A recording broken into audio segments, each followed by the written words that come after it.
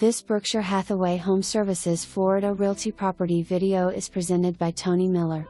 Unique combination of vintage Florida cracker-style home rebuilt in 2016 under historic preservation guidance. The original 1927 bungalow is preserved in the gracious screened front porch, living and sitting rooms with salvaged heart pine flooring. The rebuild added energy-efficient windows, metal roof, icynene insulation, a modern kitchen with granite countertops, stainless steel appliances and large center cooking and breakfast island. Primary suite and 2 additional baths are downstairs, with owner suite featuring a walk-in shower, dual sinks, walk-in shower and walk-in closet. The second first floor bath is a Jack and Jill. Second story features a bedroom and bath plus large bonus space plentiful room for a second primary suite.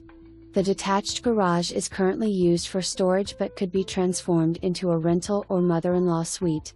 Wood decks, need some work, and concrete patio and fenced rear yard. Located in the Duck Pond Historic District. A house that will surprise. For more information, review the details below.